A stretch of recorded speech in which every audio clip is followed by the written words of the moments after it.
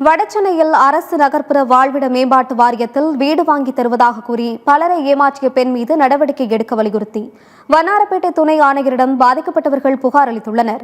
வடசென்னை புதுவண்ணாரப்பேட்டை பகுதியைச் சேர்ந்தவர் தனலட்சுமி.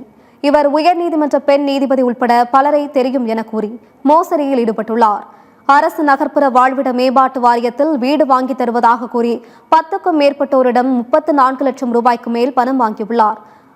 இந்த ஆண்டு ஜனவரியில் வீடு தருவதாக கூறிய நிலையில் பணத்தையும் திரும்ப தராமல் ஏமாற்றியுள்ளார். அவர் மீது கடந்த சில மாதங்களுக்கு முன்பே புதுவண்ணாரப்பேட்டை குற்றப்பிரிவு போலீசில் புகார் அளிக்கப்பட்ட நிலையிலும் நடவடிக்கை எடுக்கப்படவில்லை என கூறப்படுகிறது. இந்நிலையில் பாதிக்கப்பட்டவர்கள் தங்களை ஏமாற்றிய தனலட்சுமி மீது நடவடிக்கை எடுக்க வலியுறுத்தி வண்ணாரப்பேட்டை துணை ஆணையரிடம் புகார் அளித்தனர். எங்க அம்மா வீடு விட்டு காசு வச்சிருந்தாங்க. அதை ஒருத்தர் எங்க அம்மா வீட்டு பக்கத்துல நீங்க காசு வச்சுட்டு எல்லாத்தையும் கஷ்டப்படுறீங்க, அவங்களுக்கு கொஞ்சமா நான் வீடு வாங்கி தரேன்னு சொல்லிட்டு ஃபர்ஸ்ட் எங்க அம்மா கிட்ட அறிமுகம் ஆகுறாங்க. நீங்க அவங்க நம்பிக்கை வர மாதிரி என்ன சொன்னாங்க, ஜிபேல கொடுங்க, அப்பதான் உங்களுக்கு ஒரு நம்பிக்கை இருக்கும் அப்படின்னு சொல்லிட்டு ஃபர்ஸ்ட் சொன்னாங்க. நான் என்கிட்டதான் ஜிபே இருக்கிறதுனால என் அக்கௌண்ட்ல இருந்து அனுப்பிச்சேன்.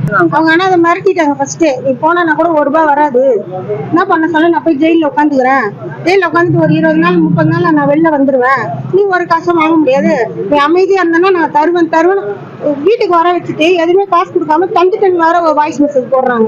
என்னைக்கு அப்படியா கரெக்டா இருக்குதான்னு. ஆனா கொடுக்கவே இல்லை. என் கூட இவ்வளவு பேரும் இருக்காங்க, என் கூட காசை கொடுக்கல அவங்க.